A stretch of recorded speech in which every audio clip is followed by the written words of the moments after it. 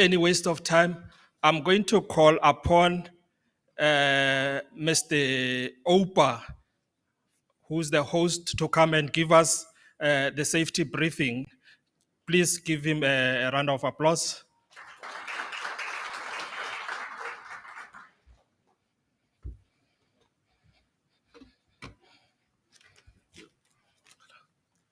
Good morning, everyone. My name is Upa Tamaha. I'm one of the health and safety rep for this property.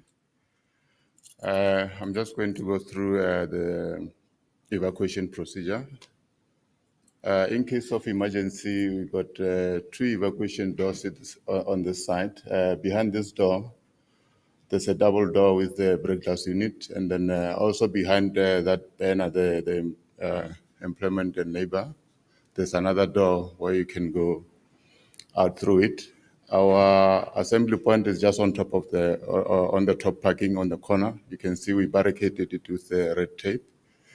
If you are not going through this one, you can just go back through the same way you came in through, go out with the main door, and then there's a stairs that goes up to the assembly point. For the toilets, we got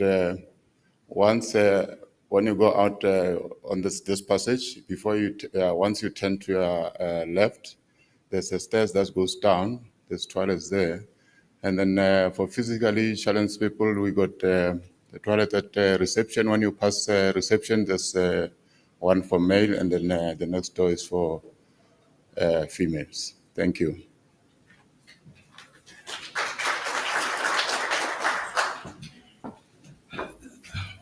Thank you so much, Bra Opa. Ladies and gentlemen, I take it that we all know why we are here. In case you are lost, we are launching the National Code of Practice for training providers of lifting machinery operators. This is the code of practice that is incorporated into the driven machinery regulations. I'm going to call upon Ms. Bulela Huna, who's going to open the seminar or workshop, as well as to welcome all of us. Over to you, Ms. Huna. Ms. Huna is the director in the Directorate Electrical and Health and Hygiene. My apologies.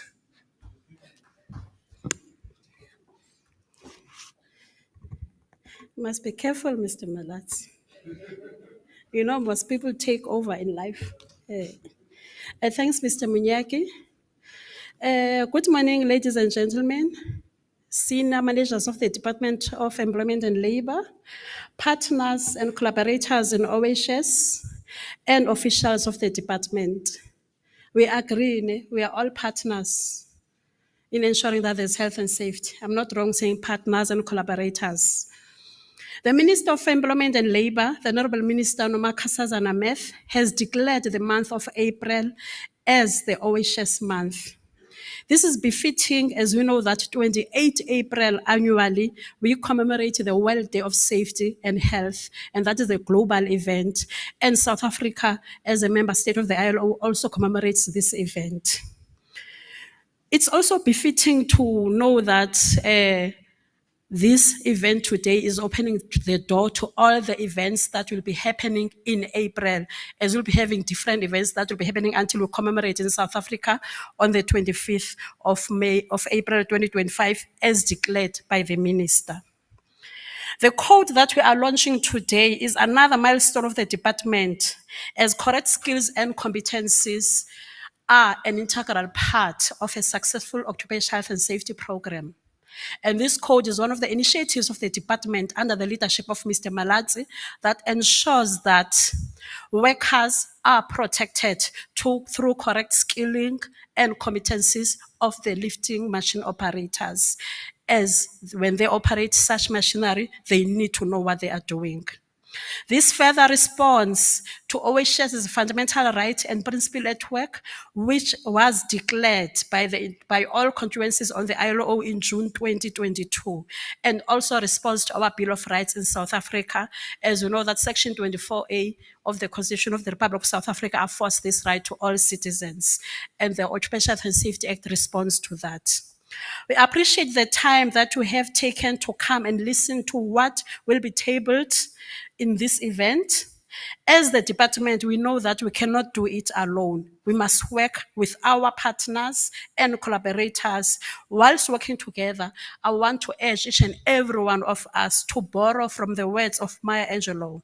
Do the best you can until you know better. When you know better, do better. If we can all move with that mantra, I think we can improve what happens in workplaces. Let us make sure that this code is a catalyst for a positive change in prevention programs in workplaces.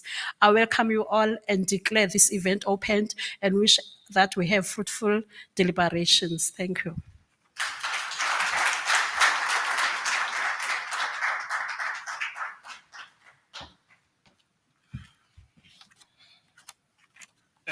Thank you, Ms.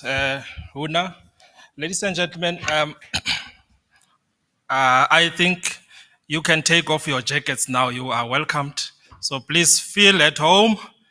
And we're going to have fruitful deliberations today. What I've noticed about Ms. Huna is she really likes Maya Angelou. And I think she doesn't even refer these days. She knows that code off by heart. But thank you so much, Ms. Huna. We'll try to do better. We'll try to raise the bar, and we'll try to make sure that we at least service our stakeholders. Ladies and gentlemen, as you can see, our program is loaded. We're going to have a presentation by the Transport SETA, commonly known as TITA. We've got the 2KA manager, Ms. Sendin Lovu, who's going to present to us progress on the qualifications. And we also have our partner from QCTO, Quality Council for Trade Occupations, Mr. Mbue, who's also going to give us progress on accreditation. I take it some of you are training providers. There's also people who would like to become training providers in the near future. So it's the opportunity for you to grab some information on accreditation. We're also going to have a presentation by Mr. Jake Malatse, who's going to officially take us through the National Code of Practice that has recently been published. And we will have question and answer session where you'll have a chance to have some engagements with the presenters that will be presenting today. Lastly, we'll have Ms. Reiters who's going to give us the closing remark.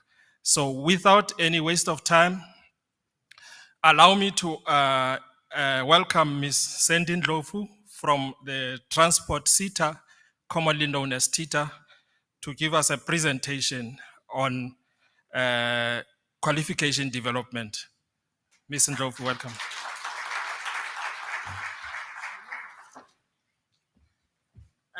Good morning once again, ladies and gentlemen. I'm Sandy as introduced. I will take you through briefly the journey we have traveled together with our stakeholders, the department and QCTO thus far in our efforts to ensure that we have programs that are available for the lifting machinery. In my presentation, we'll just briefly go through a number of topics just to give context into where we are. The first will be, we cannot function without any legal framework. As the SETA, you are aware that we have 21 SETAs in the country.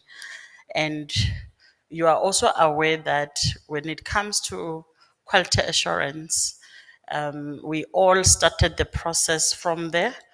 The SAQA Act repealed into the NQF, and all these bodies that you hear of today, QCTO and the CETAs, we function within the regulatory framework that we all have to adhere to, and for the entire country to do the same.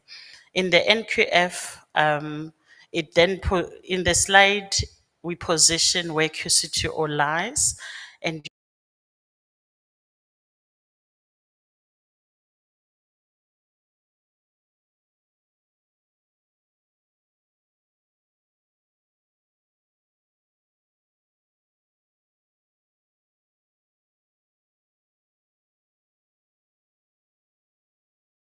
depicts the process in relation to the development of qualifications. So it starts from the application process. Most of you would have joined us in April 2024 when we started the process.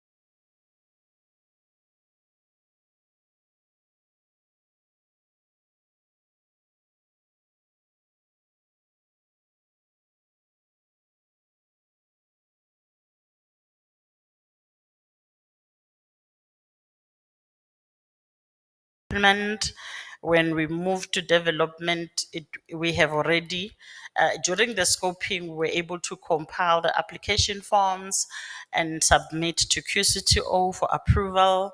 And then we then moved to scoping, and we had our appointment of the working groups that has worked so hard to make sure that all requirements are met.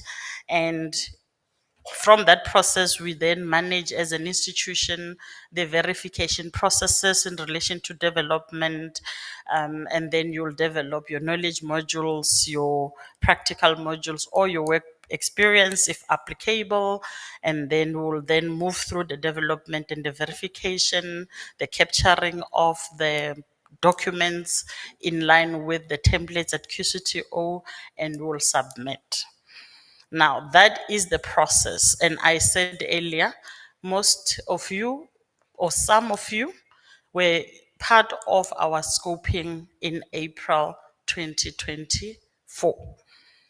Now, one would say, who are the people that must be part of that process? So in line with the requirements that we must adhere to as TITA, we must ensure that we have the employer reps in the different categories. We must ensure that we have the employee reps. We must ensure that we have your assessment practitioners, curriculums experts.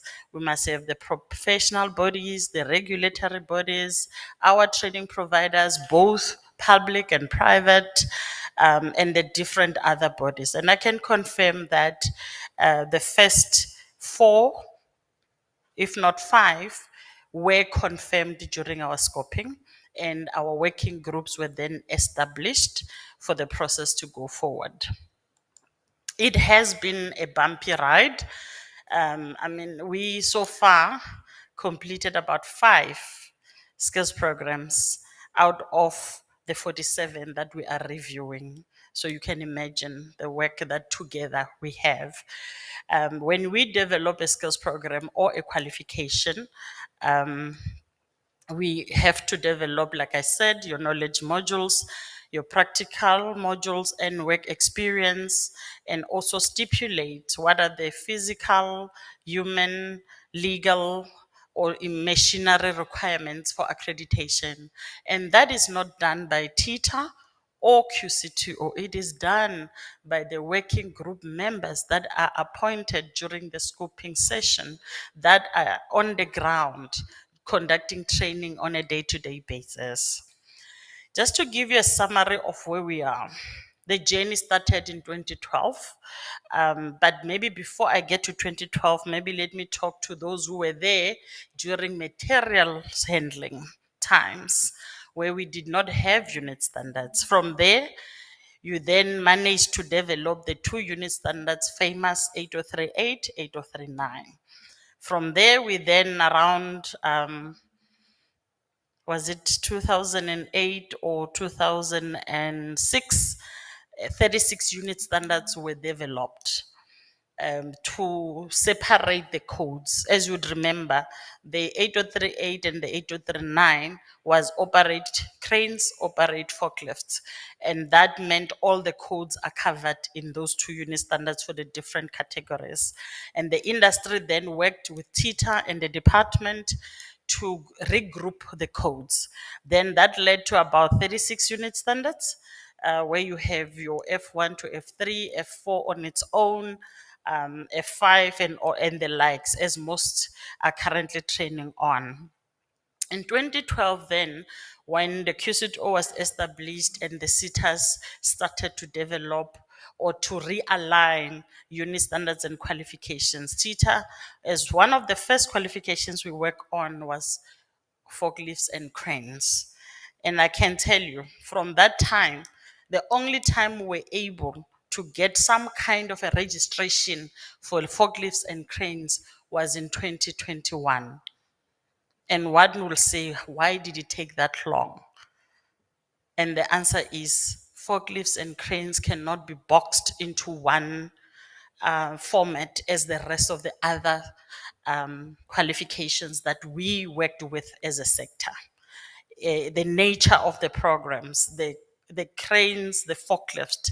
And as I've said earlier, when you develop skills programs, you must also stipulate the accreditation requirements. And that would mean you are saying who must have all the machinery to train on. That was unachievable. And as a result, TITA, the stakeholders, and QCDO, we tried to work through it. We could not get to finality until 2021. And that in part was due to the input from stakeholders, where we, as TITA and many other CETAs, including QCTO, we had consultation sessions.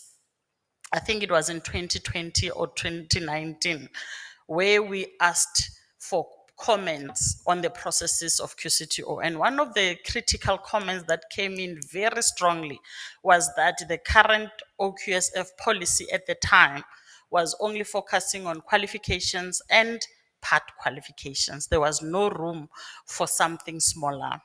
And through the submissions from everybody, the OQSF policy was then adjusted to allow for skills programs. And that is when, for the first time, the work we started in 2012 could at least get to a registrations phase, which then resulted to our 47 skills programs that when you go to the QCTO website, you can now see and apply for. And those registrations came with another pile of challenges. As I've said, we started in 2012, so you can imagine. Now, what were the challenges? Again, one of the things I enjoy in this sector is feedback. This sector is adamant.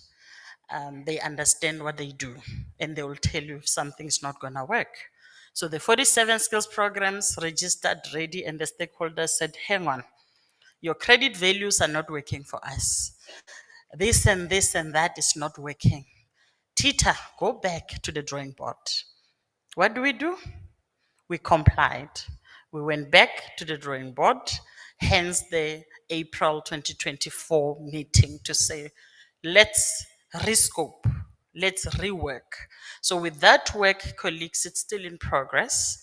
The one skills program that is completed is the F1 to F4, and we will publish it on our website for accessibility. And that is the skills program that has gone through verification steps. Once again, now in March, I think that skills program, being the first, has gone through more than 5 verifications with QCTO. with input, support stakeholders, and you'll understand that these skills programs must cater for all the sectors. We don't have LMO skills programs for teacher and for others. It's one for everybody in the country. And I appreciate the time and effort that everyone has contributed for us to get to here, where we have one skills program that there's consensus that we can move forward with a minimum of 4 credits. And that, again, we give credit to the department and QC2O having sat down and agreed on adjusting or giving concessions for lesser credits where it's a regulated program. So that has allowed us to move better. And I think the industry will be very proud of what they have come up with this time. So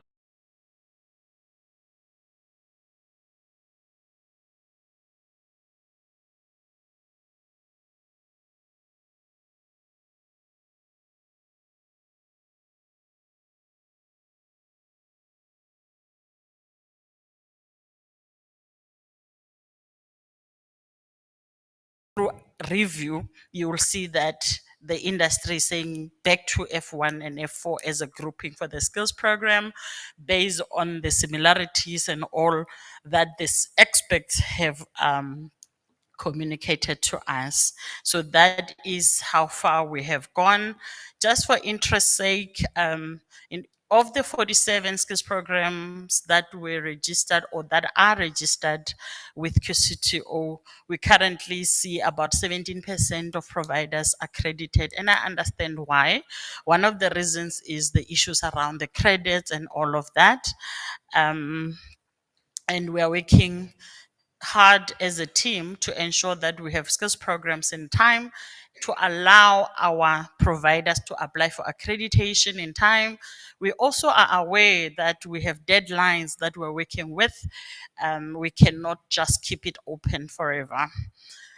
Colleagues, I'll draw your attention to the Government Gazette 50742 of June 2024 that we are mainly familiar with in terms of the Gazette that was stipulating transitional arrangements inclusive of which pre-2009 qualifications and unit standards are extended and which are not. So these are the critical dates in summary. Where we have an extension in the case of LMO, we are all aware what is our last date of enrollment.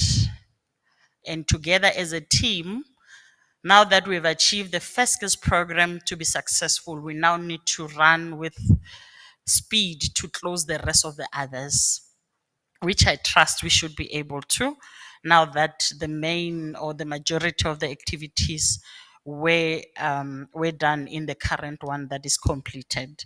The attention I want to highlight here is the last date of enrollment being June 2026, colleagues. That is non-negotiable. It is what it is. And I believe that as a team, stakeholders, the department and the QCTO, we will be able to achieve the completion of the skills program. And that will be achieved through collaboration, support, suggestions, as you always raise your hand and say, hang on, something's not right here. Please feel free to do that. And special arrangements that we tend to have with our discussions at QC2O, understanding the importance of this skills program and the agency in terms of time, I definitely believe will make it. This is an example of how you need to be constantly checking your accreditation in line with the scope that you have. You will see that the forklift unit standard that I've given here as an example, the last date of enrollment has been updated. Colleagues, with that, I'm trying to highlight that don't only focus on what you hear. I always personally go to SAQA website and verify. Even when we received the letter of extensions, we could not communicate to you until we see those updates on the SAQA website so that we all have one reference point. And that brings us to the end of the presentation. Thank you so much.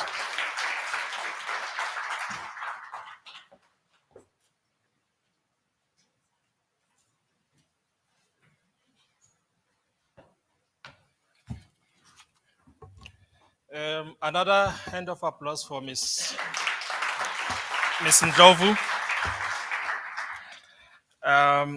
She has highlighted the deadlines for the enrollment of learners. So training providers that are present here, please take care that the extension was granted. I don't think we're going to have another extension. So please ensure that we enroll your learners.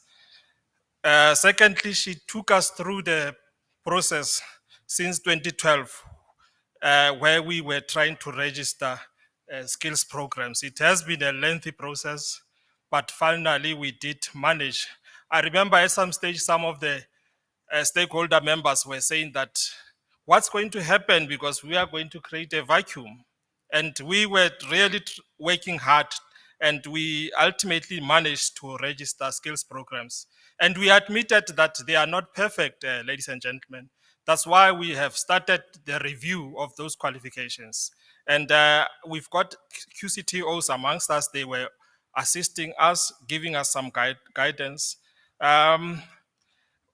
also have, we had a stakeholder committee that was working on the National Code of Practice. We do have members amongst us that were part of the stakeholder forum. And amongst us, we also have the technical committee for the driven machinery regulations. I saw one, Mr. Tsiane is here, and the other colleagues that are present here. You are welcome, and we really appreciate your support that you are giving to us. Without any waste of time, are you still good? Okay. We're going to call upon Mr. Mbuwe from the QCTO to give us a presentation on accreditation of training providers.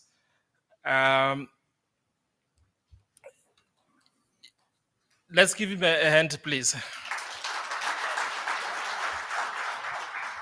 I wanted to say that those of you who have worked in the mining industry,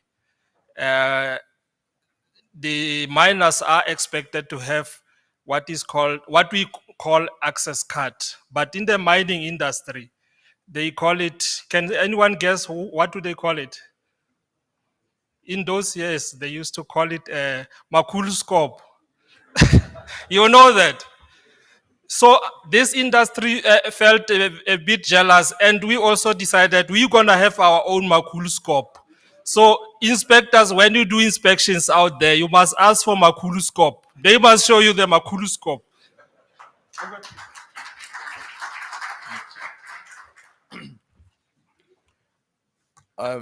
Thanks a lot, Program Director, and good morning to all. I would like to acknowledge the Chief Inspector, the Acting TPO, industry representatives, our lifting machines operators, training providers, as well as department officials. My name is Emmanuel Bue from the QCTO. I'm going to be doing this presentation with my two colleagues, Mr. Taha and Mr. Mabunda. They will come just now. So from my perspective, I'm very excited to see that we are resolving the lifting machine issues linked to training. This issue has been one of the biggest issues that we had to deal with, but it's quite exciting that we are finally resolving it. So it's good to see that we are linking training for certification with training for licensing, which was one of the things that was causing this issue. Just to give a little bit of a background, training for certification leads to a lifetime certification that doesn't expire. That's what QCTO issues at the end of the day, at the end of training. The certification is issued once, it's not renewable, it's not transferable, and it doesn't expire. Now, once certified, that's when a person can be licensed. And the licensing part of things can expire as determined by industry and the department.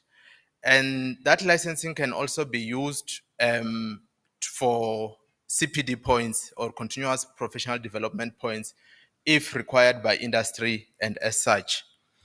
That's one of the things which was a little bit confused by different people, but it's good that we are resolving it. So just a bit of an announcement is to say that the pre-2009 qualification and unit standard, as my colleague said, they are being superseded. We started a while back. It's something that is maturing with unit standard. Now we are maturing it into the new skills program as well as occupational qualification. So from the certification point of view, we want to be left with only 3 types of qualification starting from next year, which is the occupational qualification, the part qualification, and the skills program. We don't want to see a bouquet of all those other colorful qualifications which we used to have, which were confusing and making the sector and industry not efficient.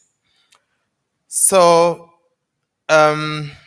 with all said, our main focus is to focus on safety as well as productivity. And we understand that sectors and industry are unique, especially this one, very unique. And the strength of this sector and unique, it's really on this sector players to be involved as early as possible when these qualifications are being developed, so that we don't have the issue of those 47 skills program when after things are registered, then the industry look at it and say they are not up to scratch. So please, whenever there is a call to say we are developing a skills program or whatever, just give yourself time and go and give input at that stage so that we don't go back there. And then with regard to the presentation going forward, Mr. Taka, I want to introduce Mr. Taka, who is the accreditation director, is the man that you're going to be dealing with going forward in terms of accreditation. And this right-hand man or Robin, every Batman has a Robin. So it's Mr. Mavunda. He's right at the back. So with regard to accreditation, these are the 2 gentlemen that you're going to be dealing with. And our approach is that we deal with these things per sector, so that we can contextualize and deal with them effectively. So the moment you send anything to him and Mr. Mavunda there at the back, they'll be able to resolve you. So I'm going to give to Mr. Taka to continue with the presentation and also to finish it up. I've finished your 5 minutes already, so you've got 15 minutes left. Thank you. Thank you, Mr. Mbue, and also thank you to the program director. The greetings have been done. I'll just say all protocol observed. My presentation is actually very short. Right. I've been sitting at the back. Unfortunately, it's not clear. I think it's because of the light, but I'll just talk with to the presentation, then you'll be able now to understand it. So the QC2 is responsible for accrediting all the skills development providers to offer either the full qualification, the part qualification, and the skills programs that actually fall under the occupational qualifications sub-framework. So occupational and part qualifications, we accredit the skills development providers. We also accredit also the assessment centers.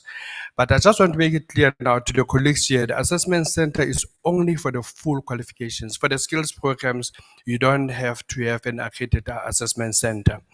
And for the skills program, we also accredit the skills development providers. So any SDP offering training or wants to offer the training in any of the above, either the full or the skills, they actually have to apply for accreditation.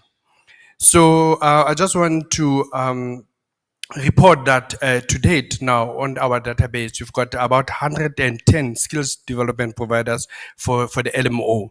So I'm sure quite a number of the colleagues that are present in here, you did apply for accreditation. So our quality partner, like Cindy said, we've got a service level agreement with them. So they're actually now in the process now of going to alert you when will they come and do the accreditation. So This is how accreditation start. It start at QC2O and it end up at QC2O. So you apply online at QC2O, then QC2O, you're immediately going to get an acknowledgement letter, and then from there, the link for you to upload the documents. So it is clear when they send you a link, they will inform you exactly what documents they need to be included in that particular link. Then we do what we call a desktop evaluation. Immediately after that, now we send now the information to our quality partner. In this case, is a transport sitter.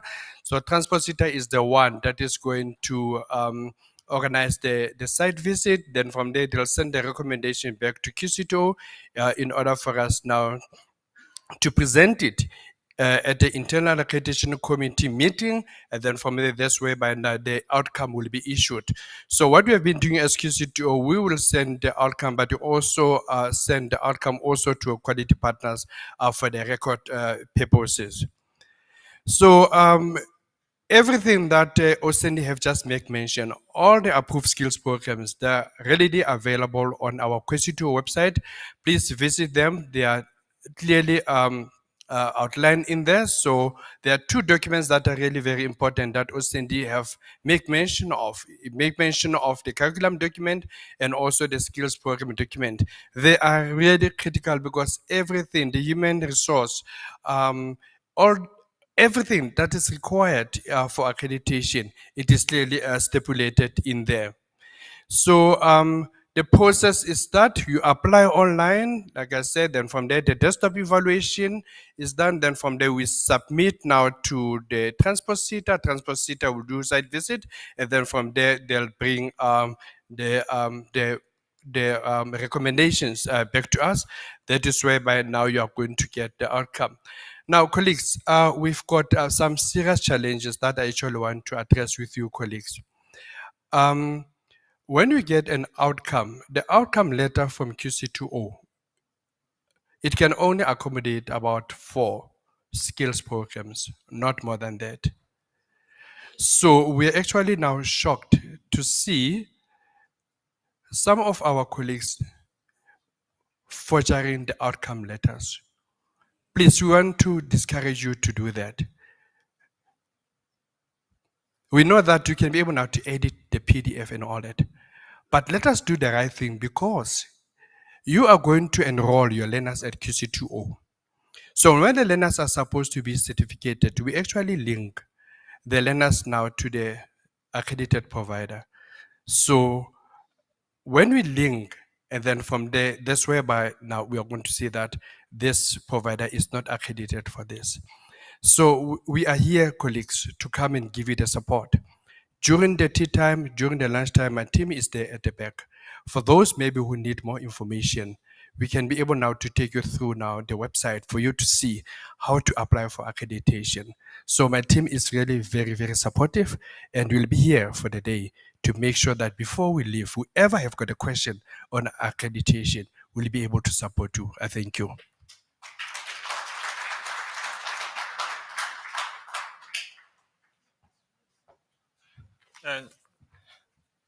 Once again, a round of applause for Mr. Taha. Mr. Taha didn't share with you that he was also once an operator. So he also has Makuloscope. But he has graduated. You know, these skills, we take them for granted. In those years of struggle, it was actually a promotion for others. I mean, from being a cleaner or from being a Malaysian, what they used to call them, to an operator, it was a promotion. So people really take these programs very seriously, and they are passionate about their work. I mean, you must have seen some of the operators at the warehouses there. They take this very, very seriously because it's their bread and butter.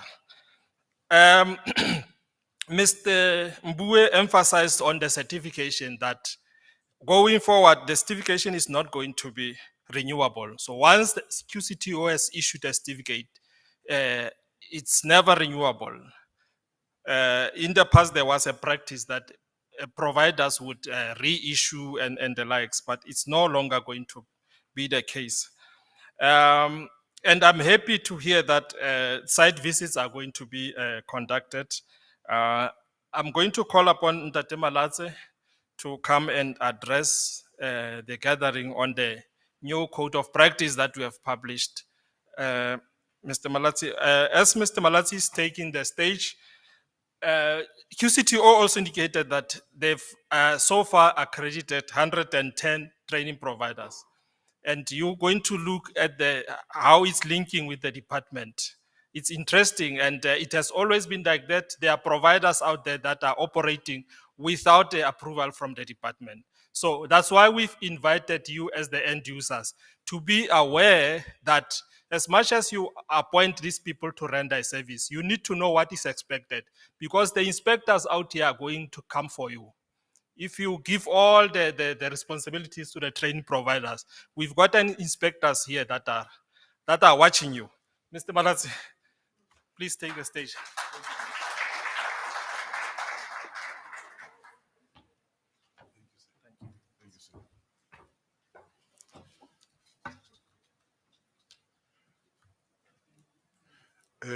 Good morning. Dumelang. Lekai. Molweni. Sanbonani. Macherweni. Machorun. Abude. Machoren Abude. Well, for me today it's a very special day, but maybe I must first start by thanking the forebears, the presenters that came before me. I'd like to thank Ms. Una for the welcome that she's made, very prolific. And also to thank Ms. Ndlovu, ETQA. You could see that she understands and she's very, very proficient and passionate about all what she does. And also to thank Mr. Mbue, the team, for the work that they are doing at QCTO. I think it's plus minus nearly 20 years or just over 20 years when we started to conceptualize what is right to be done. There used to be complaints about the trainings that were offered to people, and once when people were trained, they could not find employment. And what happened was that in terms of the South African regulatory framework, there was one thing that was formulated called the NQF, the National Qualification Framework of South Africa. Do you all understand that? With the NQF now, once when you have even a unit standard, you have been given an opportunity to can articulate. It means that South Africa recognizes you as a horse, and then it starts to show you where there is the river and where's the water. Some horses don't want to drink, and they die because they don't drink. But the ones that drinks, they will go further on. There was a director that did a presentation just before me. This man used to be an operator of lifting machinery. But there are people that starts, and even in the Department of Labor, there are people that comes into the building, they start as cleaners. Cleaners cleans generally, isn't it? So it means they do general cleaning. They clean even certain things that people don't want to clean. So there are operators of machinery that started as cleaners, and they became operators. Some of them, they became operators of forklifts. Some of them, they went as far as becoming operators of cranes. Some of us, we go home, we use electricity. And sometimes you don't know that the electricity that you're using, an operator of an operator of a lifting machinery has contributed to you having electricity.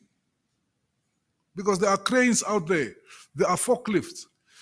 Run about just over 10 years. When they started with the building of Medupi and Kosile power stations,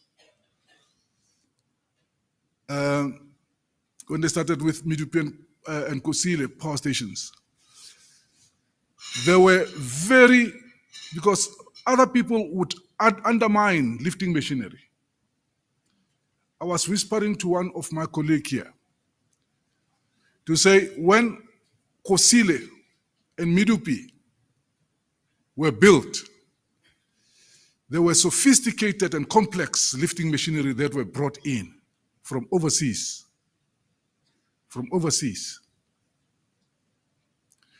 The one that I saw in Kosile, it was operated by a man with a degree in engineering coming from Germany. When he does what we call diagnostics of the equipment or of that big cranes, I mean, that crane was almost the size of this whole room. This size of this whole room, even above, going up. Because it was a very complex lifting machinery. It was doing a great job in terms of building that power station. As I said, it was just over 20 years when people wanted to do something in their lives. There was what we call, I think I'm talking out of the script. There was what we call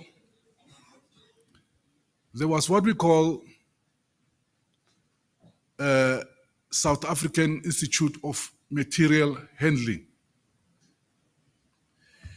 They were the people that started the good job of setting up some system to train operators of lifting machinery. I attended meetings with them during those times. I think I'm giving away my age when I say 20 years, but I really don't care about my age. I am who I am. Yeah, I don't care. I can even tell you I'm 64 years old. I am 64 years old. I don't know what's wrong with people's age. There's nothing wrong when you are 20 years old. There's nothing wrong. When you are 2 years old, there's nothing wrong. So why should it be wrong with maculoscope? You talked about maculoscope, and it was something new to me. Can you see what is on the board here? This is the contents of the presentation. What the presentation covers. It talks about the strategic intent of the directorate that I had, which is called Directorate Electrical and Mechanical Engineering. That is the statement of our intent, what we intend doing to ensure safety compliance of electrical and mechanical machinery throughout the national and international standards. I forgot to talk about Ms. Wuna a bit. She is what you call an expert in international labor standards. She didn't give us a taste of that this morning. But she is very good in terms of ILO standards. So our intent is to make sure that we ensure compliance with electrical and mechanical machinery through national and international standards. When we talk about standards, we talk about SABS standards that regulates cranes, operators of cranes, inspectors of cranes, operators of forklifts, inspectors of forklifts. Today, we're not talking about the inspectors, we're talking about the operators. And please don't undermine operators of lifting machinery. You cannot be an inspector of a lifting machinery without knowing how to operate that machinery. You cannot. Though we're not talking about inspectors, because inspectors of lifting machinery, we call them LMIs, they register with EXA. But operators, they are trained by the training providers of LMOs. And those are the providers that are accredited by the TITA. And then lifting machinery inspectors are accredited or registered by EXA. So why are these people having to be registered? We're talking about safety here. For you to be able to operate an equipment in a very safe way, you need to be trained. Trained in terms of how to use it, but also in terms of the standard related to that. We also develop policy and legislation relating to electrical safety and mechanical engineering. That is what we do in our directorate. Well, that is the miniature structure that we have to do all this work. This is very, very big work that we're doing as a directorate, because we do this on a national basis. All cranes in South Africa, the people that operate it, the people that inspect it, we do that. We also have goals or strategic goals that we need to fulfill. One of them is strengthen occupational safety protection. So the registration of LMO providers fall under that goal. Another goal that we have in the department is that we need to protect vulnerable workers. Somebody once said, they are not actually vulnerable workers, they are actually vulnerable workers. So we also protect the vulnerable workers, and we organize advocacy sessions to workshop workers in that respect. We also support development of qualification. We take part in the development of those qualifications. Previously, it used to be at the CETA level. Now it's at the QCTO level. Also, we develop within the Department of Labor, develop occupational health and safety policies. This is not something small, to develop a policy on health and safety. You need to know what you're doing. You can't do that if you don't have a minimum of a degree in engineering, in health and hygiene, or as a scientist. So we also develop policies.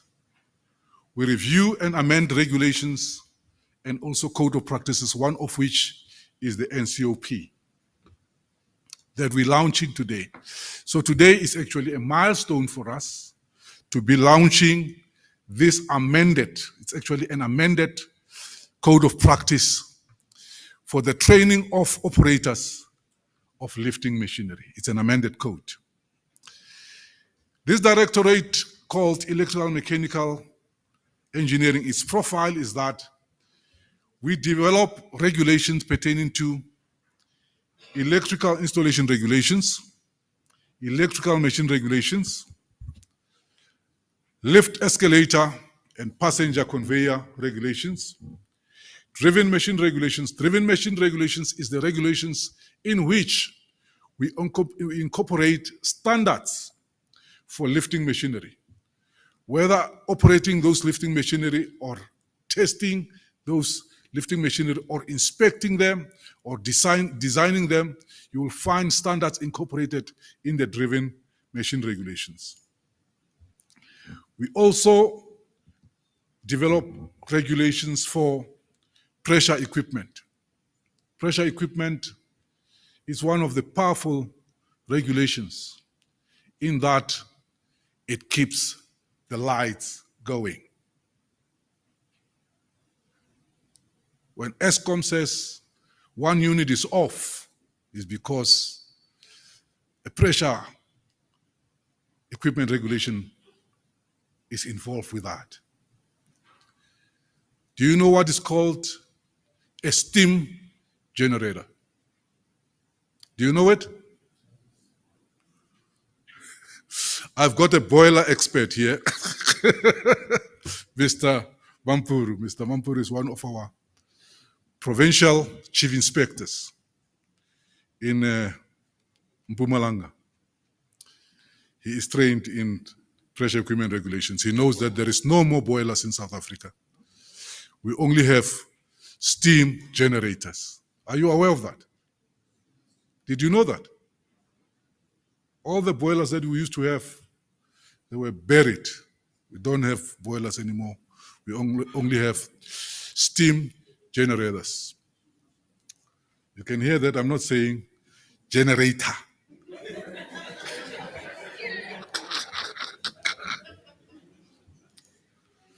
You need to choose what you want to say.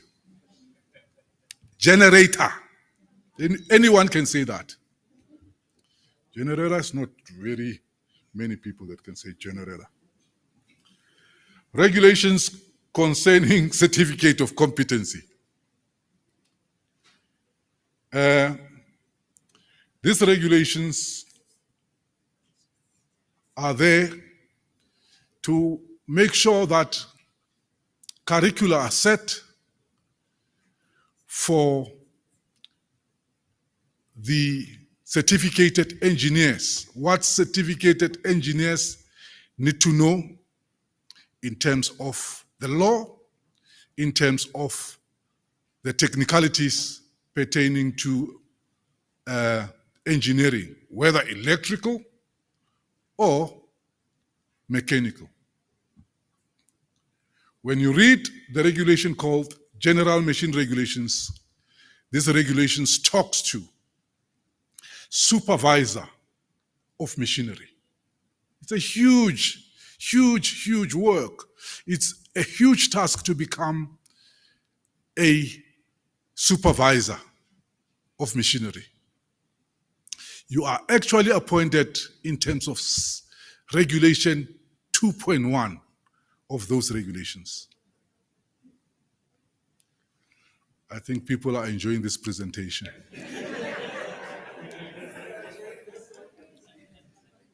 You are not bored. I can see that you are gleaning. I've talked about the SAIMH, that is the Institute for Material Handling. It used to be the one that was regulating and not actually regulating. It was actually handling the training of lifting machinery operators. Then the Department of Labor or government mandated the TITA because the TITA fell under the NQF framework. There was no SAIW. But the TITA falls into those NQF framework, meaning that when you train on a course that is accredited by the TITA, there is a light at the end of the tunnel. Do you understand what I'm talking about? If you start with a unit standard or 4 unit standards, you can articulate. But if you are outside the TITA or outside the QCTO, you can't articulate. It means you cannot ride the tides. So we mandated the TITA because it falls within the NQF framework. When you look at that NQF framework, you will find that there is primary, secondary, and until, is it grade 10 or grade 12? Grade 12, the old N qualifications and the new qualifications in there. And you can also see professional bodies within that NQF framework that works with different professions.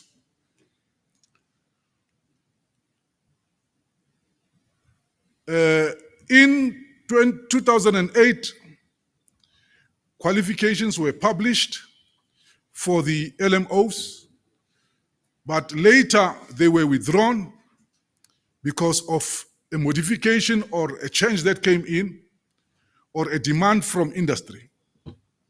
They were published again in 2014 and 2015.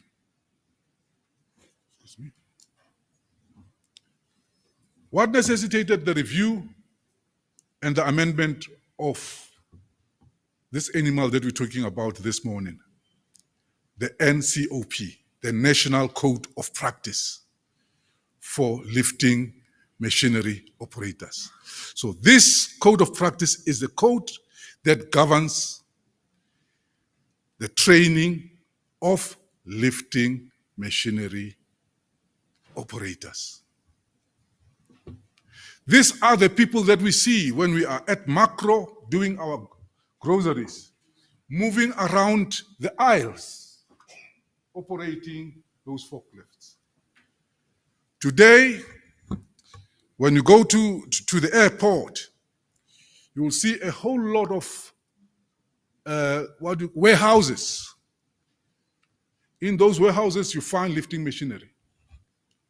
Some of the equipment that you find in those warehouses is the miniature ones. They go like, do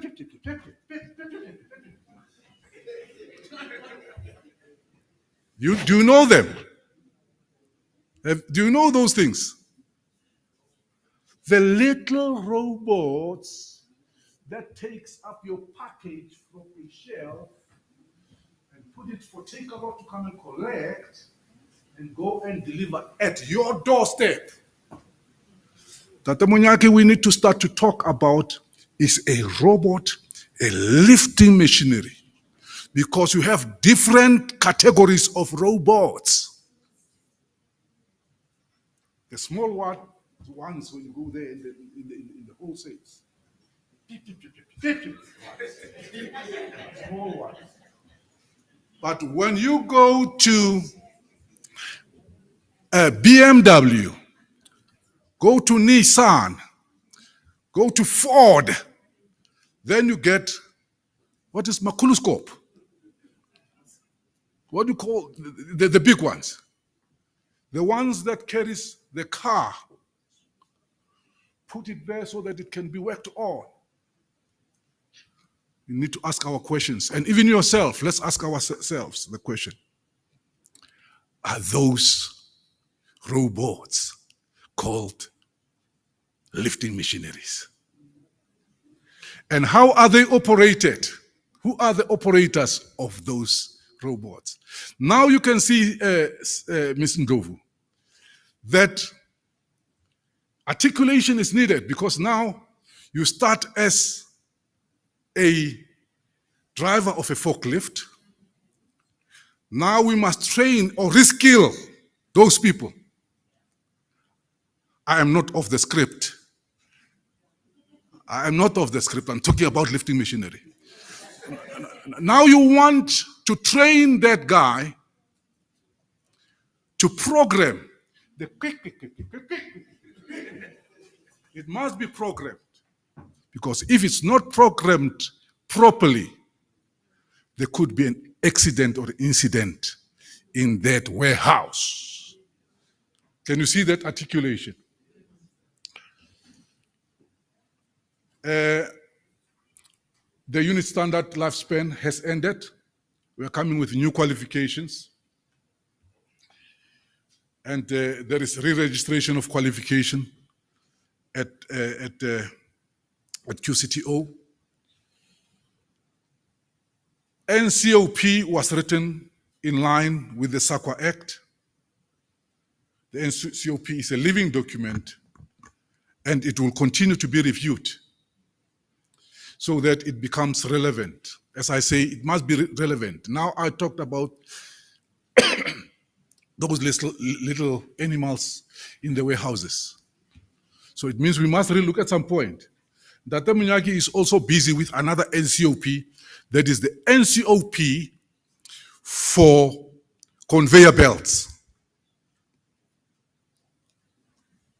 Is my time gone? Oh, thank you so much. Thank you so much.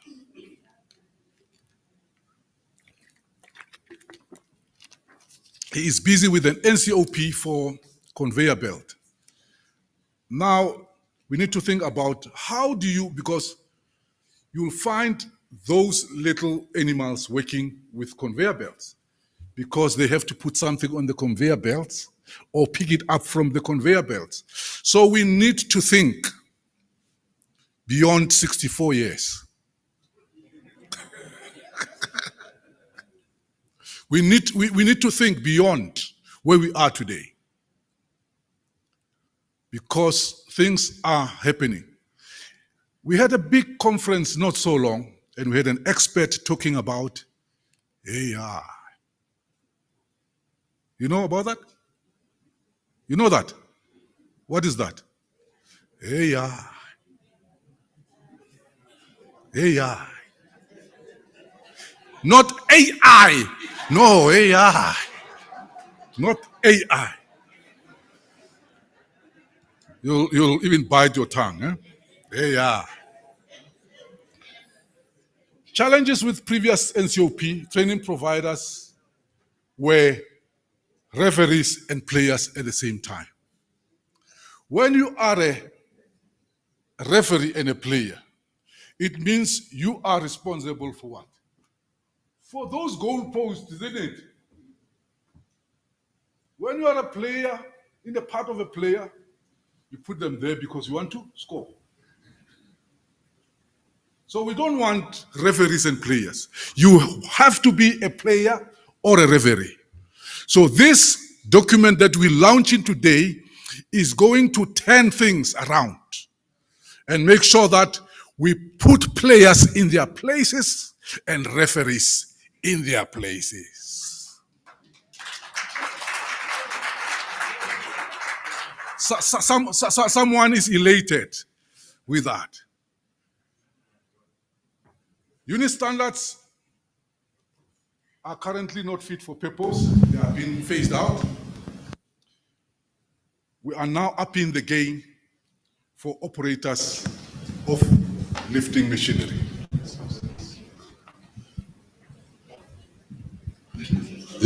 Okay, you can see that I'm a very different person. And I accept that I'm different. Maybe unique at some point.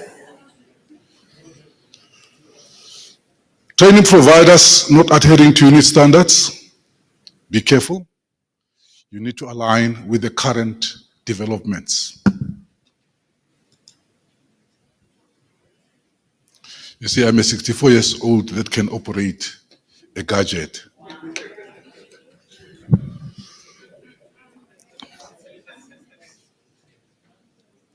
We have what we call the stakeholder fora or forums. Do you know that in the past you could not say forums? Do you know that? There was no plural like forums. Instead of, it was a forum, one is forum, two or more is fora.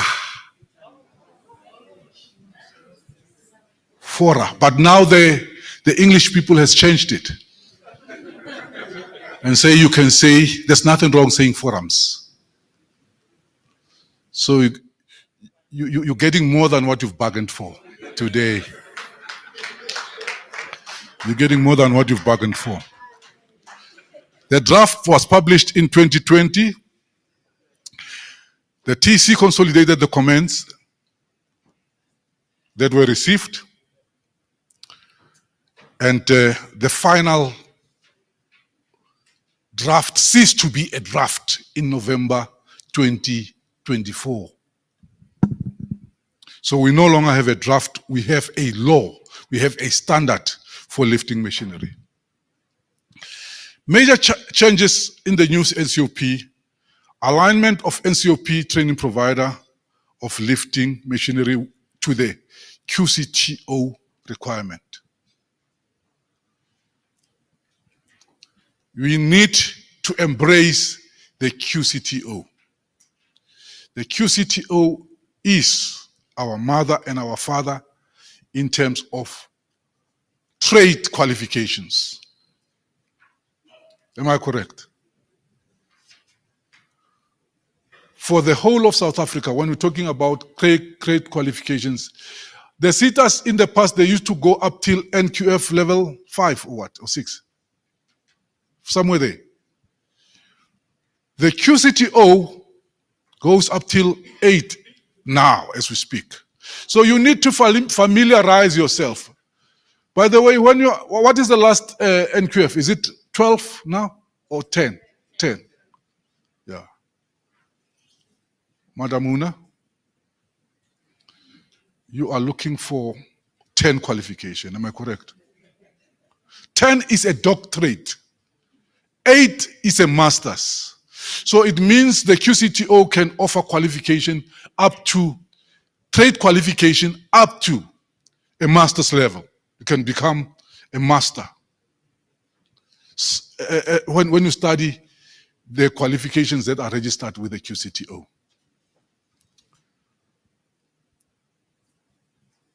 Well, I think the QCTO has talked or spoken about their mandate. So we are aligning the code with the QCTO requirements. There is also the removal and the repeal of the SAQA Act. And there is also the introduction of skills programs and the introduction of the licensing body. Mr. Mbue spoke very prolifically about the difference between qualifications and licenses. When you study at a training provider for LMO, you will get a qualification. But when you want to get into industry and practice, you need a license to practice. And that license to practice will be now not issued by a training provider in the next 12 months. It will be issued by a registered organization that licenses people to be lifting machinery operators. You see, some of these things are within my system. That is why you try to look, where is these things there? You can't find them there. Duties of the licensing body: they will issue a license to competent learners. So it means the learners will have to prove themselves to be competent. Also, the assessors will be regulated there.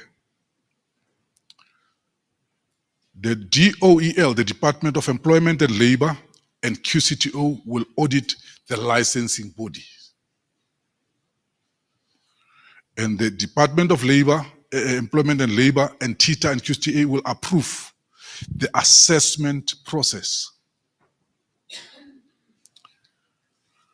And the licensing will be implemented in 12 months' time.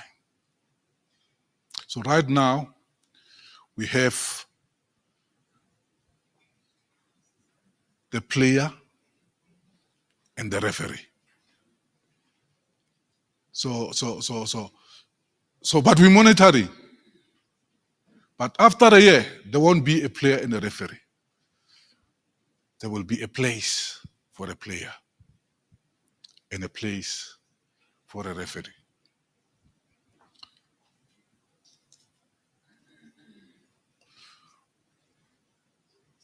And the operators that are found competent will then receive a license. There will also be what we call a temporary license that will only last for 6 months. And temporary licensed people will then be required to be supervised. If I'm boring you, please don't sleep. Just maybe drink some water.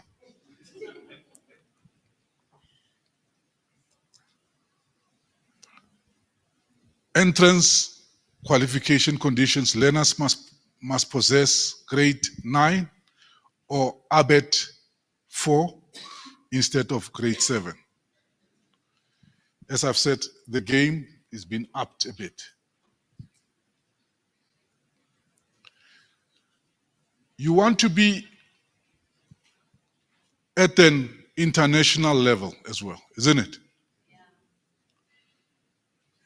If you can operate a lifting machinery in South Africa, you should be able to be accepted to operate it in Germany, isn't it?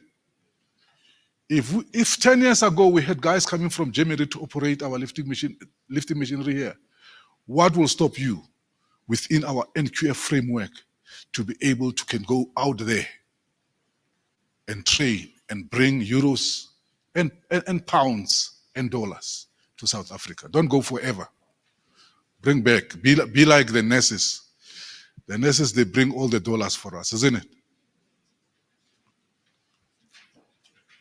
So the NQF and QCTO was meant that we as South Africans, we don't just want to be local. We know that local is lekke, but we want to be compatible as well, isn't it? We want to be on the same level. The South African qualification is not a cheap qualification. It's up to par. So we're just aligning and tweaking few things here and there. The license or carry card is the card that an operator will carry at all times when he is operating the machinery. So when the inspectors of Mr. Mampuru goes into the factory and they're doing inspection, then they see someone operating a machine, they are able to say, "Mr. Operator, how are you?"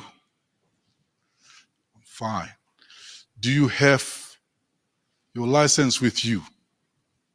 Then they must be able to produce the license and show the inspector that they are trained, they are competent to do what they've done. Once when you see that, then you can even ask further questions. Have you inspected your machinery before you operated it this morning? Can you show me that you've inspected it? Where is the logbook for your machinery, Dr. Mampur? So it's very, very important that people should be trained and know what they're doing.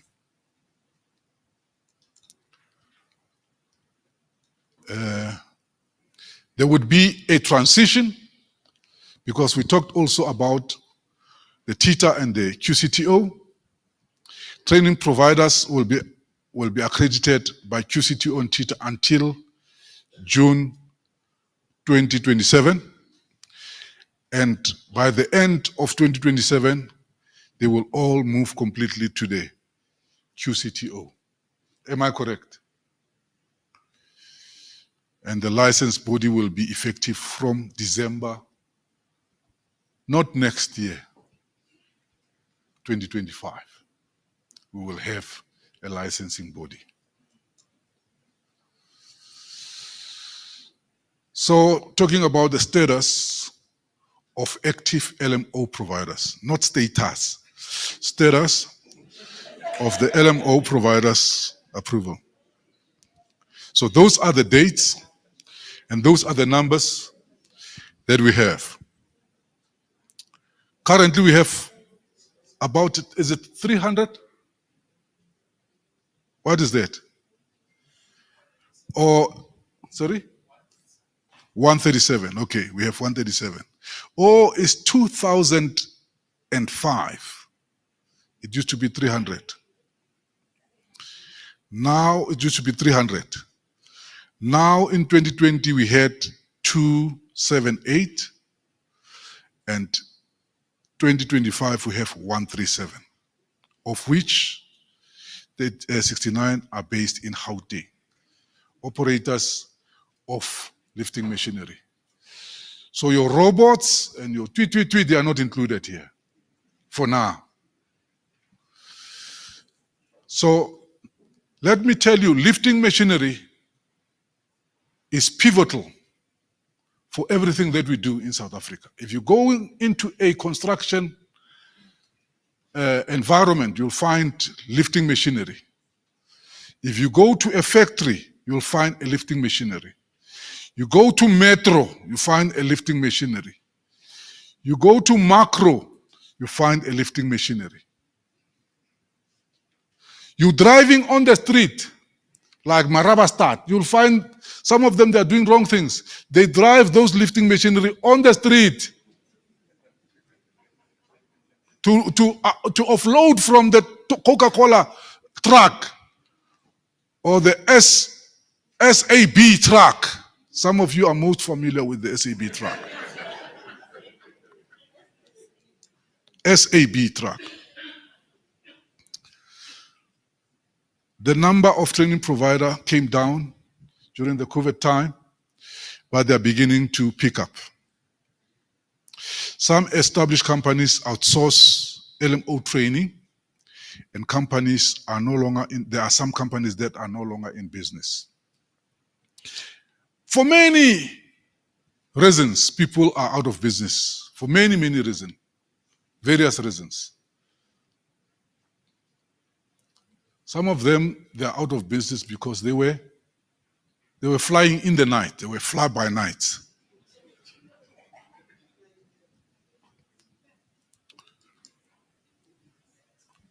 Intended benefits is that certificate of competence will be issued to learners by QCTO. So it means an operator of a forklift will have an accredited certificate that is on the national database. That's what the QCTO has brought. National database. People used to go, especially with IT, they used to go and train for IT. When you look for a job, you can't find a job because that training that is done, it could not be equal to the money or to the paper it's written on. Issuing of licenses will be transparent. There will be job creation.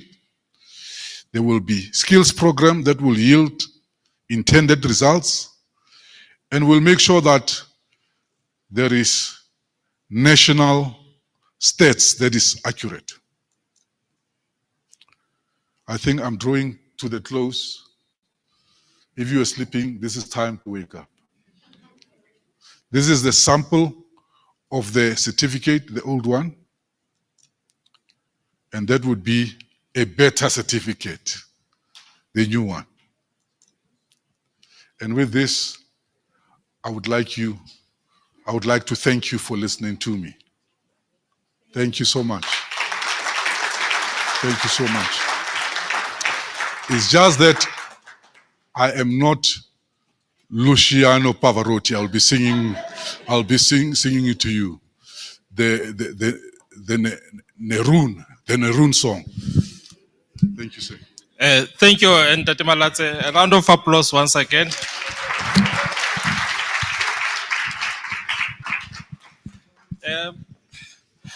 Talking about Luciano Pavarotti, Mr. Malatse, remember we have invited our artist to come and perform for us. Mr. Peter Lobsha was supposed to come and perform for us.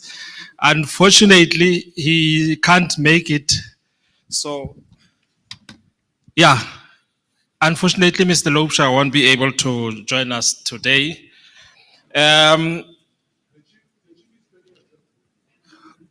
Welcome, Ms. Reuters.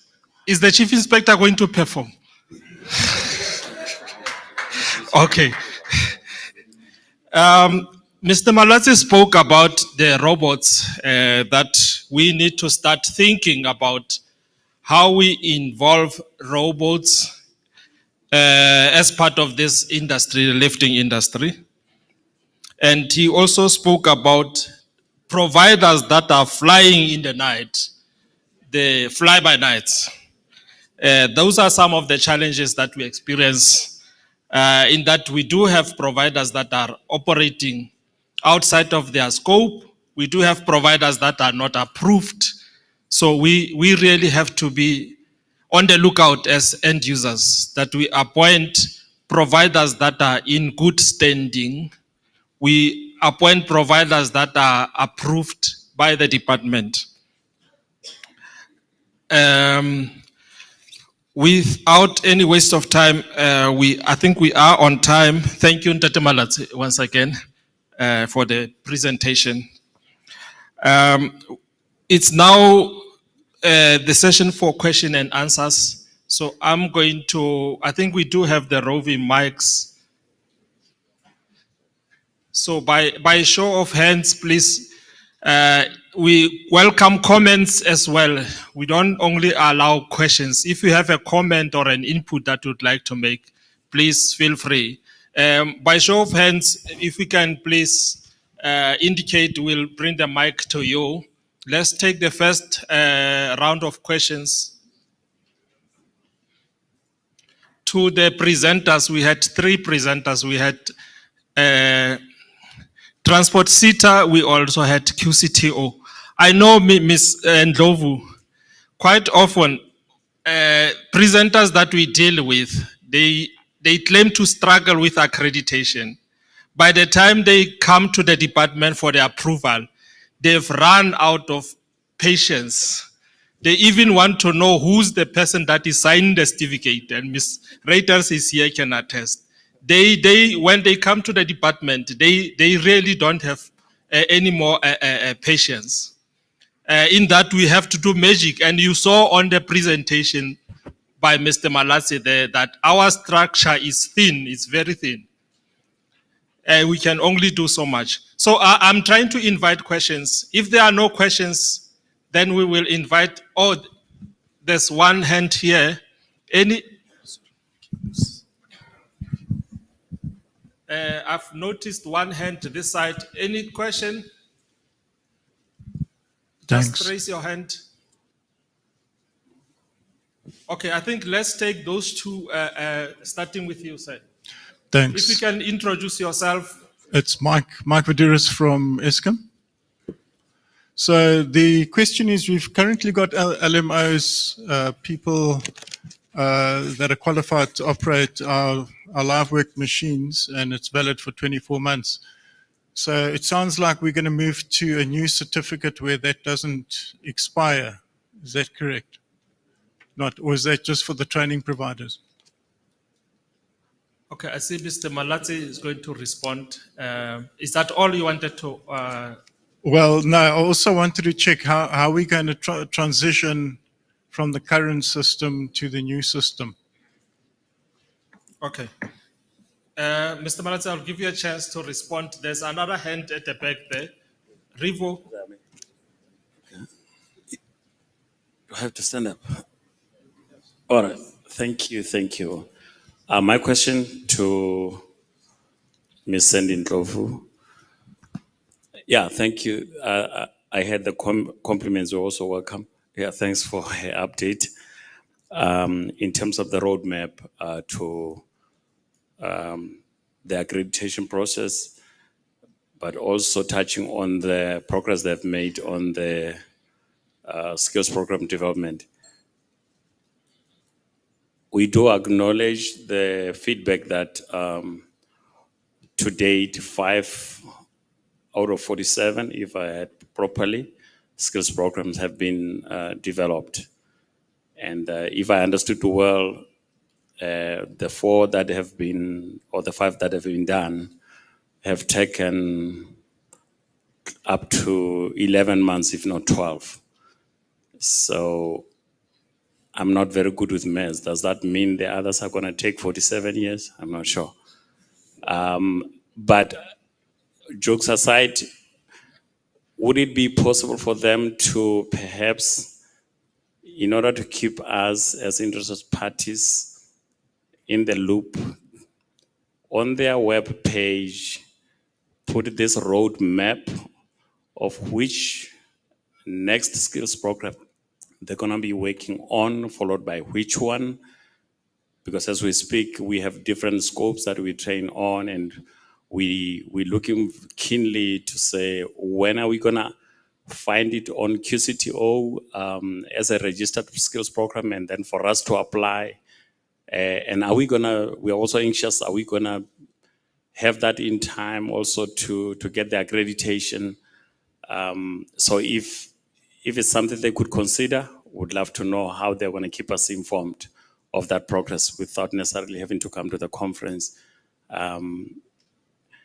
The second question would go to Mr. Malatsi with regard to the scenario of some of us playing a referee and a player at the same time. I've tried to bring it home to understand and connect the dots. I felt like he was talking about me, where I'm currently training and also licensing, or, because I got trainers, people that would train and assess. You can't train, you can't assess something that you can't train. In other instances, we've got the same person training and also assessing, and therefore would submit the paper, the body of work. Once internal moderation done, you liaise with the tutor for them to come then give you the statement of results or that. So with the licensing body, which is not necessarily tutor in this case, if my understanding is correct, what exactly is going to be done to avoid us playing referee and a player?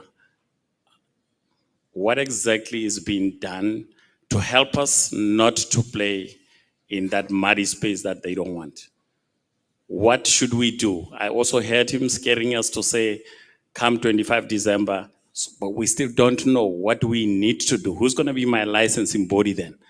I know that there's an authorized body, but who's my licensing body? Currently, I can't get those statement of results or those certificates within 12 months or no, 6 months. So who's going to be my licensing body? Who's going to give me these temporary licenses? Because I will retain my accreditation body, my accredited training provider status, but who's going to be my licensing body if I can also be a referee and a player? If Mr. Malatsi could assist us in terms of what's the road plan in terms of assistance with that one. Thank you. Your name, please, if you don't mind. Oh, my name is Glenn Leluka. Okay. From Easy Access. All right. Thank you. Mr. Balatse, the issue of The license. licensing, yes. Please, if you can deal with that, as well as the Referee and player. the referee and player. Okay. Thank you, Monsieur Munyaki, Mr. Munyaki, the chairperson. In terms of the license and the qualification, what we have done, because this thing is not from the Department of Labor. This is about the legislative framework of the department, or the regulatory framework of South Africa is working on, meaning the QCTO, the TITA, the department is working on this. And also even the training providers.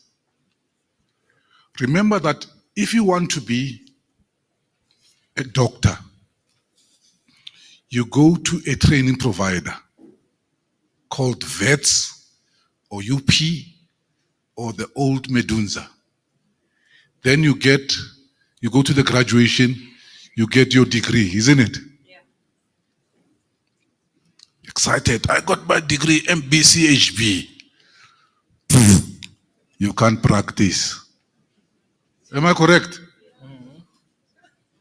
You've got your and the head. You've got that, the gown and the head and the paper, MBCHB. You can't practice. But that paper that you have will go with you where? Into the grave. Isn't it? No one can take it away from you. Yeah. So right now what we're saying is that now you want to become an LMO, you go to the training provider, you'll get a paper. That paper is registered with the QCTO. No one can take it away from you. If you want to study further, you'll use that paper and say, I've got this, can you credit me from that? Then you can study further and maybe get another certificate.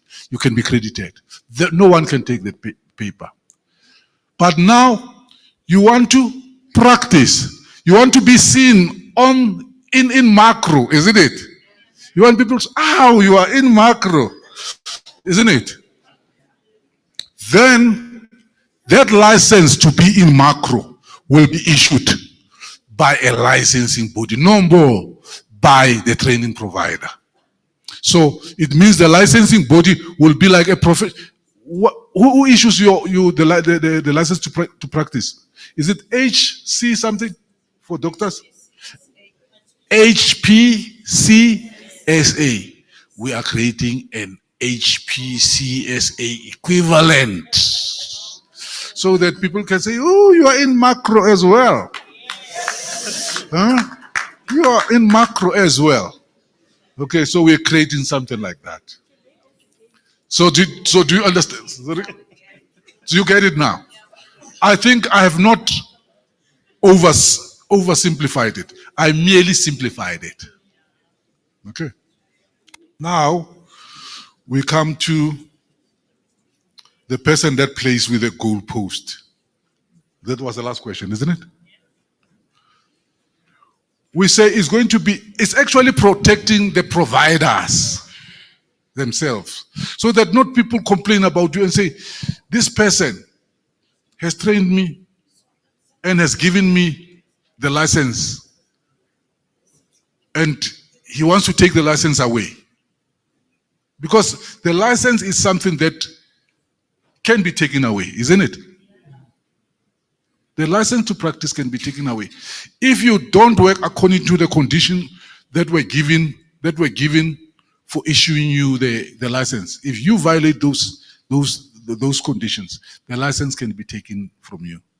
Doesn't mean that when they say it's for 12 months or for 24 months, whatever time, it can be taken after a month. It can be taken after 6 months. The same as doctors. So those are the dynamics that are now going to be in play. Thank you so much. I guess that I tried to clarify it.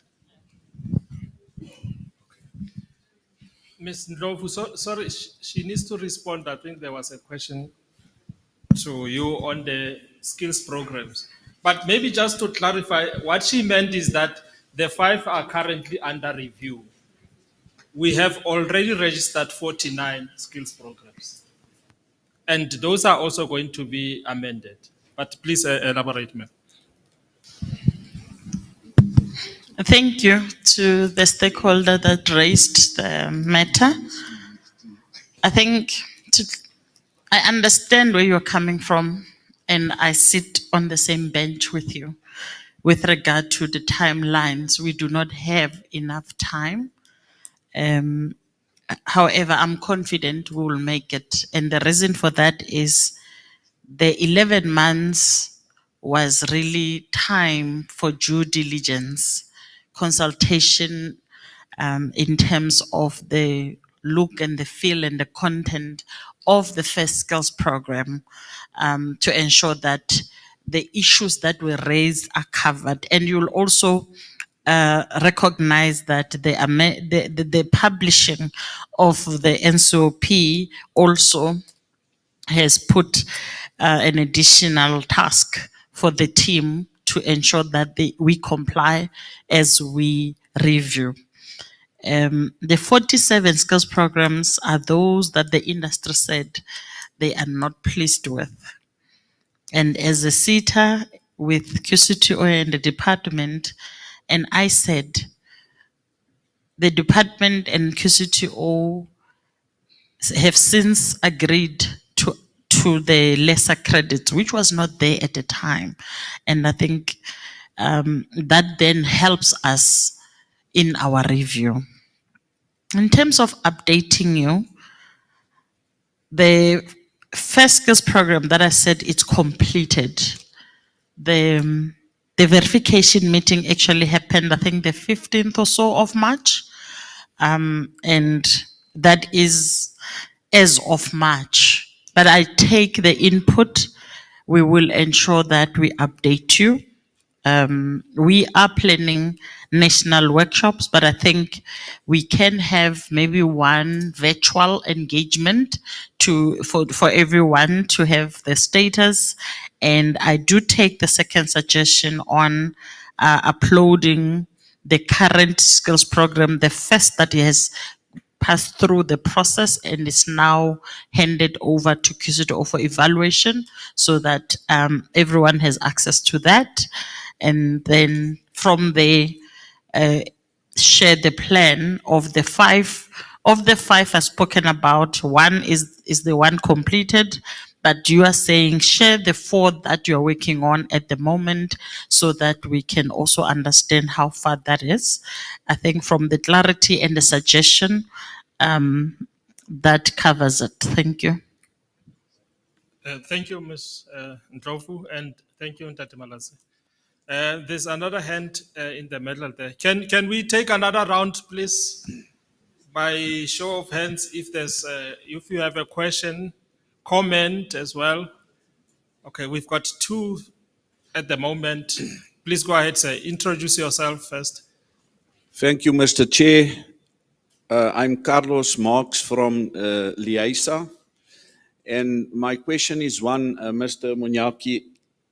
The lifting machine operator license, the LMO license for somebody to operate a crane, a forklift, if I understood correctly, it will now be registered on the national database and will no longer expire.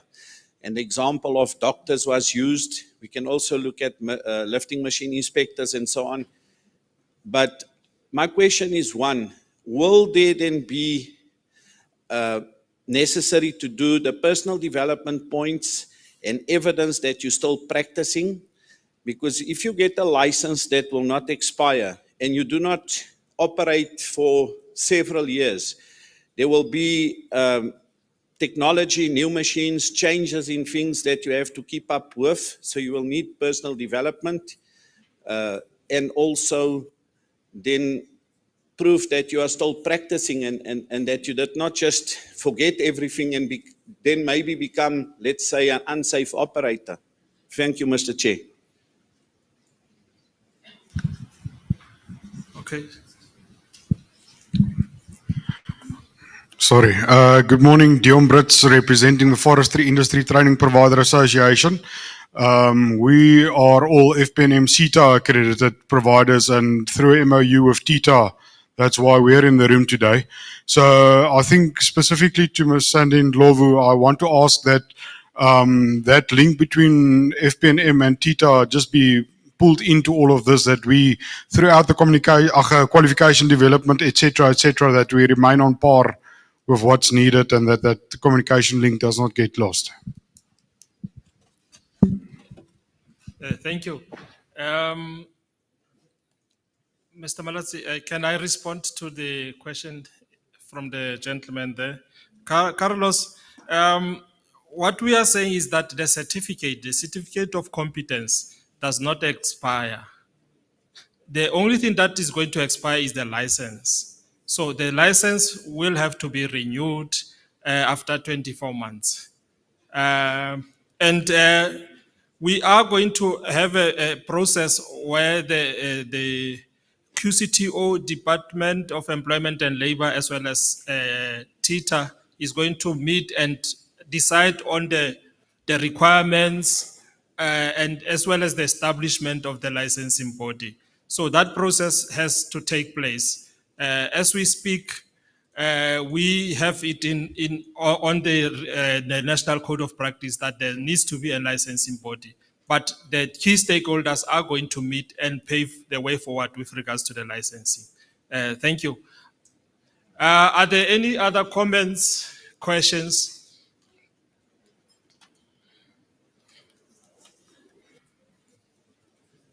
Okay, there's any other hand?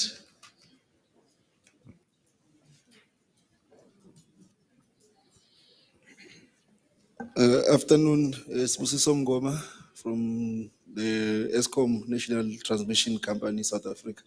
I wanted to check now with the transition, with the colleagues that are having the certificate of competence now, are they going to be required to apply for the license, or you allow for natural attrition for their certificate to expire, then they can get into the new system? Thank you. Respond. Okay. It's going to be business as usual. So those that have got licenses already, they are going to be valid until such time that the licensing body has been established. Any other comment, question? Welcome, Ms. Reuters. We do have colleagues amongst ourselves here, parastatals. We have invited ESCOM, as you can see. We also have other parastatals that have confirmed that they will be attending. We've invited SAB that Mr. Malatsi was talking about. We have also invited NEXA. We've also invited, there's a colleague from NEXA there. These are some of the bodies that were that had an approval to train operators. And our plea is that we've got a challenge of job creations in the country. So we need to resuscitate those those parastatals. We do have Transnet also amongst us. So let's resuscitate or let's beef up those interventions that we had, because we need to all address the problem of unemployment. Over to you, sir. Brian Vint from Les Training, also here with FITPA, Forestry Training Providers. The question worries me a lot is about the licensing, okay, the relicensing. We call them refreshers now, so every 2 years or 1 year we do a refresher. If our license expires on my vehicle, I go to the traffic department, they test my eyes, they don't ask me road signs, they don't drive with me, but they give me a new license. Where do you see this going? We don't do that when we do refreshers. We do a thorough assessment of the operator on site, doing the job. Is he now allowed to go to the classroom, test his eyes, not ask about his road signs, not watch him how he works and get a new license? That's a huge, huge worry in my eyes. I think your point is it's noted. As I've indicated, we're going to decide on the requirements for this licensing body. So it's going to be work in process, and industry will be consulted, I think, on what are the minimum requirements that should be in place? Can we step off this, ladies and gentlemen? Okay. May I, at this point in time, invite the Chief Inspector, Ms. Millie Reiters, to please come on stage to address. I'm sure you have seen, ladies and gentlemen, our program is balanced. We started with a woman, and we are finishing with the Chief Inspector. So I think we are trying.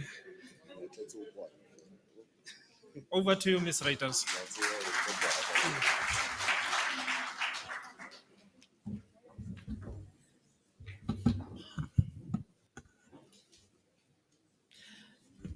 Is it still morning? No, it's exactly noon. So good afternoon. It's a full room, so we can see there's a lot of interest in this particular topic. Sometimes when we have events on a Friday, we struggle to draw people. So I can see that there's a keen interest on the National Code of Practice for training providers that we are launching today. So it's indeed an honor and a privilege for me to stand here today as the Chief Inspector responsible for occupational health and safety. From what I gather, it seems like we have training providers. Who's training providers? Do we have employers? Who's employers? I see employers. Okay, employees. We do? It looks like the bulk is training providers. I just want to see who was here today. So it's an honor for us to launch this particular National Code of Practice for training providers, for lifting machinery operators. And it's the first event that we are hosting in the month of April as part of our Health and Safety Month. You would see on our social media, our communications has been doing exceptionally well, that from today, every week, we will be hosting one or the other event. And next week, we will be doing a blitz inspection that will be taking place nationally. So it's an honor for us to open with this very important code of practice. I could see and hear by the questions that you are very passionate about this particular subject matter. I also know that for some of you, this is bread and butter. And it generates an income for you. But what is the most important is that we, as the Department of Employment and Labor, know that when it comes to occupational health and safety, that training plays a very important role. If you have workers that are not trained, they haven't received induction, they haven't done some form of a refresher, we know that it contributes to injuries, it contributes to diseases. And that is why we have this code of practice that we've launched. But also, I would like to indicate that training and skills development is not our core at head office. It's not our core function. And that is why we are partnering with the TITA, the QCTO, because for them, that is their core function. So we sometimes get accused of wanting to abdicate our responsibility, shifting our responsibility, but we need to focus on our core. And what is our core is OHS in head office. That is to do policy development and to provide strategic direction when it comes to policy nationally to our inspectorates, to the employers, to the employees, to you who are here as professionals in the field of occupational health and safety. Our second core mandate is for us to do inspections. And we need to go and check whether you are compliant to the regulations, to codes of practice, to standards that we have incorporated. We also need to make sure that we do enforcement. Where you do not comply, there should be consequences. And what we also do is advocacy. And advocacy and capacity building, it's part of why we are here today. It's an advocacy session on a code that we have launched. And we've launched this, this code went out towards the end of last year already. And if I ask people here in the room who knew last year, December, that the code was out, be honest, who knew? Nobody. Who of you found out when you found out about this event? Somebody's lying because I'm not seeing hands. No, it's just to show you that we had this event and we have a keen interest because when we published last year, you might not have been aware.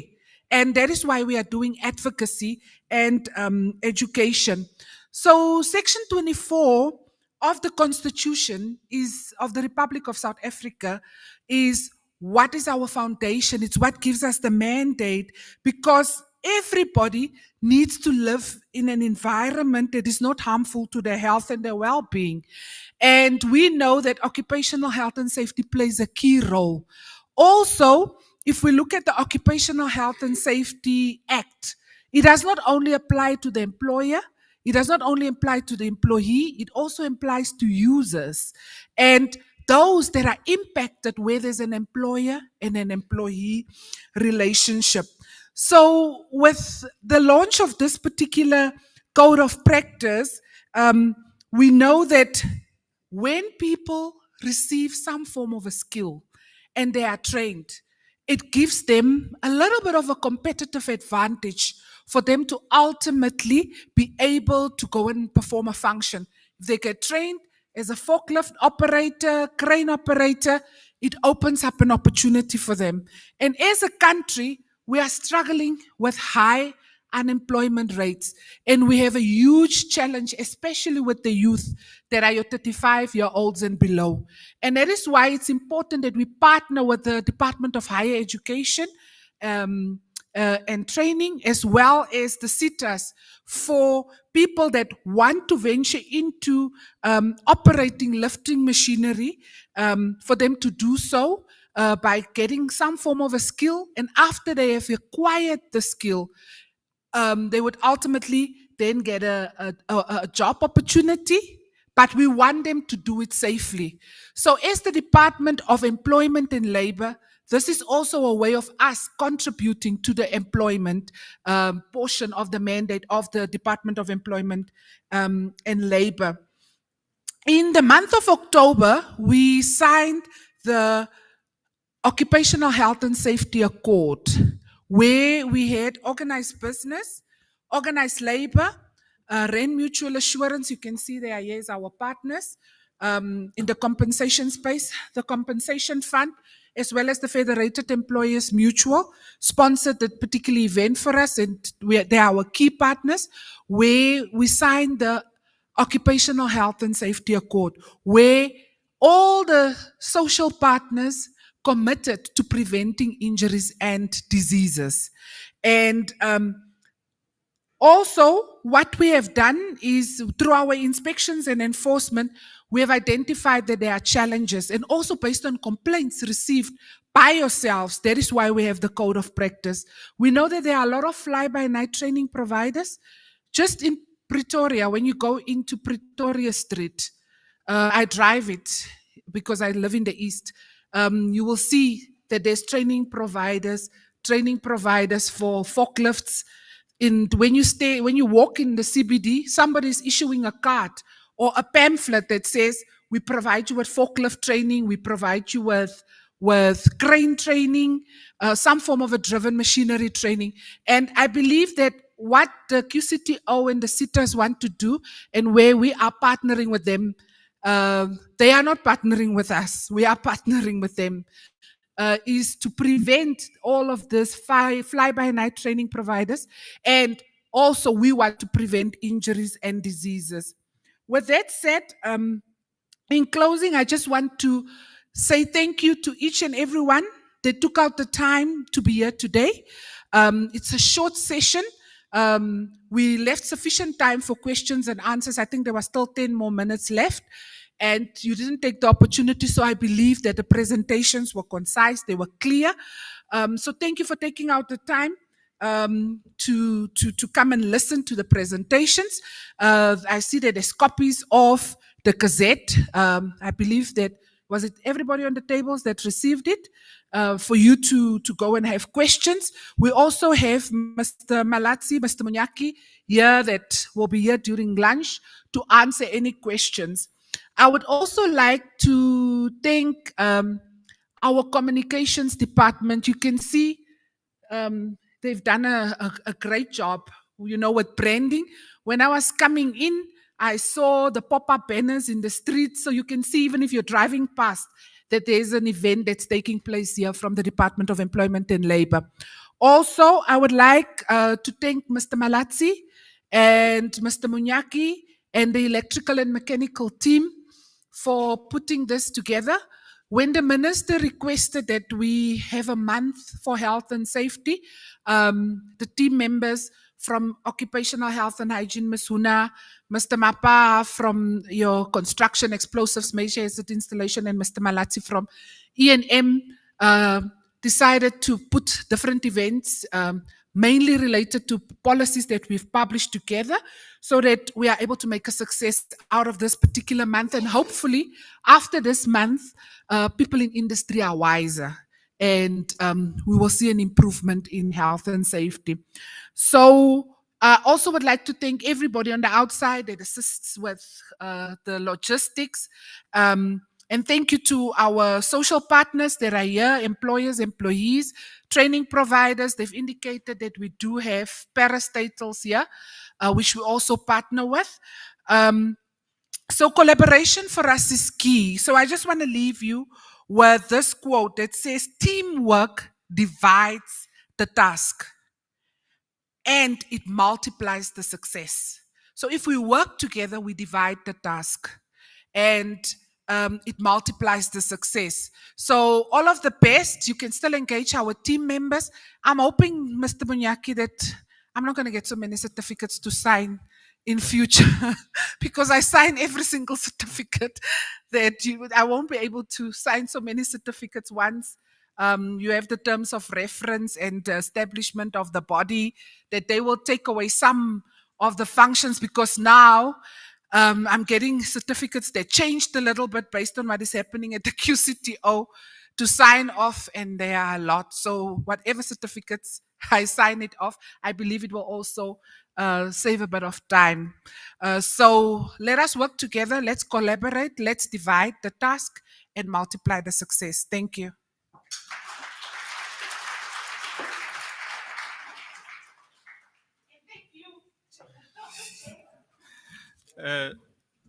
Thank you. You've been a wonderful audience. Give yourselves a round of applause, please. I've got two announcements. One is you are all invited for lunch. You're going to get tags as you leave the venue here, so you'll utilize those tags to get your lunch. Lunch will be served. There's a station here, and there's another one at the restaurant, so you can choose really. There will be. You can just dish, come and sit inside here if you want to. There won't be people really. We are not going to be using this venue, so you can dish and then come and sit here and have your lunch. We will still be around to interact with you. Secondly, the parking tickets, I'm told that you should please go to the reception so that they can verify them for you. So you don't have to pay for parking, but they won't allow you out if it's not verified at the reception. So please make sure that you verify your tickets. And from my side, thank you so much, and enjoy the weekend and all the best. Thank you. Bye.